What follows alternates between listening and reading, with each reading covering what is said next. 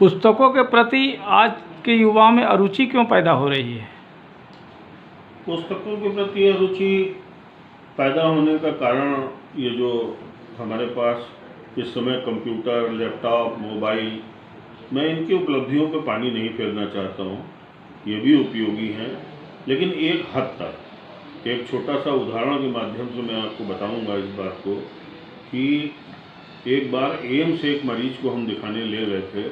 उस व्यक्ति के पैंक्रेटाइटिस नामक बीमारी थी, जो कि पैंक्रियास में सोइलिंग को कहा जाता है।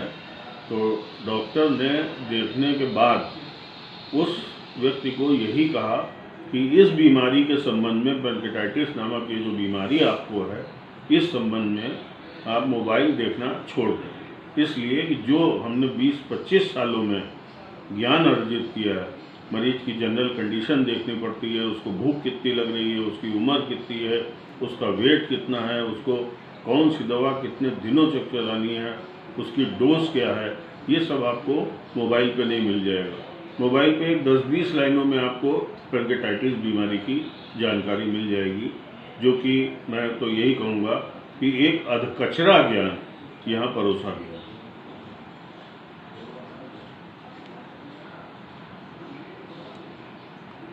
प्राचीन युग में किन विषयों का पुस्तकों में खास ज्ञान था?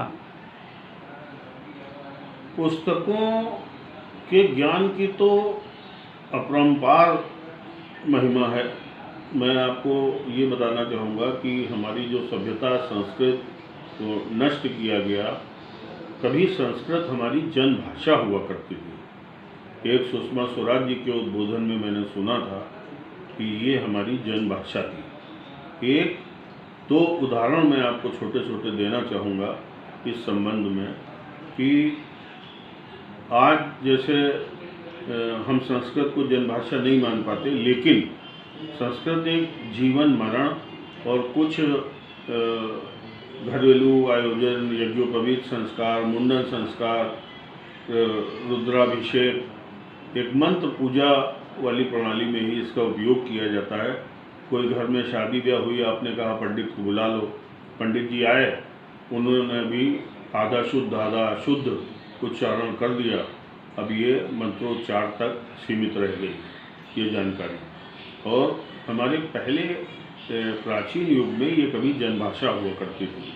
जब टॉकिंग कंप्यूटर बनाने की बात चली तो उस समय एक ये सवाल उठा कि ये जो विवेकहीन कंप्यूटर है, इसको कौन सी भाषा दी जाए जो सर्वाधिक उपयुक्त हो, व्याकरण की दृष्टि से भी, ध्वनि की दृष्टि से भी। तो साउथ इंडिया एजुकेशन सोसाइटी को ये जिम्मेदारी दी गई।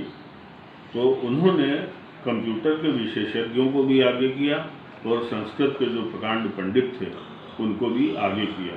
जैसे हम आपको ध्वनि संबंधी बात बताएं तो हमारे यहाँ इतना शब्दों का अपार भंडार है कि जैसे आप छोटे ई बड़ी ऊ की मात्रा का भी अंतर, इति कहेंगे तो छोटी ई की मात्रा, दही कहें या नहीं कहें तो बड़ी ई की मात्रा आएगी। उस समय ऐसी हमारी संस्कृत का ध्वनि प्रणाली थी कि जिससे ये जान लिया जाता था कि ये उद्बोधन किसका होगा। एक रामायण काल का प्रसंग आपको सुना रहा हूँ, जिस समय रावण भगवान राम से लड़ाई करने के लिए मैदान में आए और भगवान राम भी लंकेश पे विजय करने के लिए गए, तो उन्होंने जो रामचंद्र जी ने अपना स्तोत्र बनाया था वो था नमामि शमीशान निर्वाण रूपम।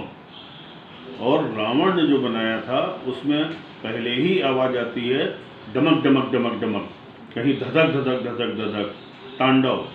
इस प्रकार की जो भाषा शैली है उसमें अगर एक 5 वर्ष के बालक से भी पूछ लिया जाए कि बच्चा ये बताओ कि ये धधक धधक धधक धधक किसका होगा और ये नमामि शमीशान निर्वाण रूपम किसका होगा, तो एक अनपढ़ बालक जो कभी विद्यालय में नहीं गया है वो भी ये बता देगा आपको कि ये जो धधक धधक धधक धधक वाला है ये रावण का रहा होगा, जो कि शिव रावण स्तोत्र के नाम से जाना जाता है।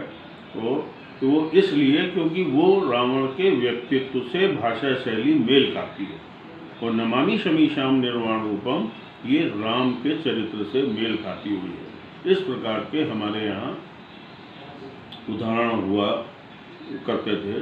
हम आपको और भी बताएंगे, जैसे विवेकहीन कंप्यूटर में आप बोलिए टॉकिंग कंप्यूटर से आई नो दिस, KNOW भी नो है, NO भी नो है, तो उसमें बोलेगा I know this, I know NO वाला, आई नो दिस का कोई अर्थ ही नहीं। तो इस प्रकार से हमारी भाषा उपयुक्त उसमें पूरा पूर्ण ज्ञान कंप्यूटर वगैरह में नहीं है, और आगे आने वाले समय में भी मैं समझता हूँ कि इन त्रुटियों को सुधार पाना बड़ा मुश्किल काम है। किताबें पहले आदमी ये कहता था कि सोने से पहले हम 2 लेख जरूर पढ़ते हैं या 1 लेख जरूर पढ़ते हैं और आराम से नींद आ जाती है। आज आपको छोटा सा उदाहरण देंगे कि पढ़ने की हमारी जो जिज्ञासा है वो गई नहीं है। सुबह जब अखबार हम जब तक नहीं पढ़ लेते हैं, वो लोग जो दिन भर कंप्यूटर पे, लैपटॉप पे और मोबाइल पे कार्य करते हैं, उनके यहाँ भी जब अखबार आता है तो सुबह आँख खुलने के साथ साथ दरवाजे में से हम अखबार खींचते हैं और उसको पढ़ना शुरू कर देते हैं। जिस दिन अखबार नहीं आता उस दिन बड़ी बेचैनी होती है। तो ये प्रिंट मीडिया को या जो लिखी हुई चीज़ है उसको पढ़ने की जिज्ञासा ही तो है। क्यों नहीं अखबार, ई-पेपर भी आते हैं मोबाइल पे, वो आनंद नहीं आता जब तक हम पूरा अखबार चाय के साथ उसको पढ़े ना, तब तक जैसे लगता है कि एक छटपटाहट है मन में।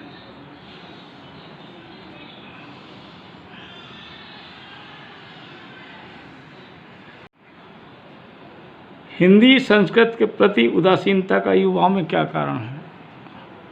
वो कारण ये है कि आजकल जितना भी कार्य हो रहा है, हमारी सरकार ने इस पे कभी ध्यान नहीं दिया। हमारी जनभाषा हिंदी है, हमारी जनभाषा संस्कृत थी, लेकिन आज की डेट में सर्वमान्य भाषा हिंदी है। लेकिन हम एयरपोर्ट पे जाएं, चाहे रेलवे पे जाएं, अगर हमको इंग्लिश नहीं आती है तो जैसे ये भले ही हम हिंदी के और संस्कृत के कितने भी प्रकांड पंडित हो, हमने PhD क्यों ना कर ली हो, लेकिन अगर हमको इंग्लिश नहीं आती है तो ये मान के चला जाएगा जैसे हम अनपढ़ हैं। किसी 5 स्टार होटल में जाएं तो हम वेटर से भी बात करने योग्य नहीं हैं, क्योंकि वो हिंदी में बात ही नहीं करता। जब वो हिंदी में बात नहीं करेगा तो हमारी हिंदी की विद्वता या संस्कृत की विद्वता बेकार है उसके सामने। इसलिए एक उसको अपने आप में ये महसूस होता है कि जैसे हमारी पढ़ाई लिखाई का कोई अर्थ ही नहीं है जब हम एक 5 स्टार होटल में वेटर से नहीं बात कर पा रहे हैं, एयरपोर्ट पे नहीं किसी से बात कर पा रहे हैं। जैसे ही हम काउंटर पे गए, वहाँ जो भी बैठा हुआ उसने इंग्लिश में अपनी बात शुरू की।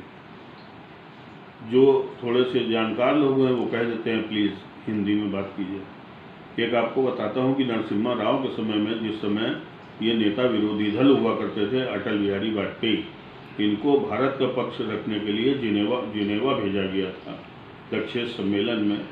तो इन्होंने अपना पक्ष, जबकि खूब बढ़िया इंग्लिश जानते हैं अटल बिहारी वाजपेयी, इन्होंने अपना पक्ष हिंदी में ही रखा था। इसी तरह तमाम जगहों पे विवेकानंद, स्वामी विवेकानंद ने अपना पक्ष हिंदी में रखा है, विदेशों में जाके। ये सब लोग भी इंग्लिश के ज्ञाता थे। बहुत बहुत धन्यवाद आपका हमारे चैनल के लिए।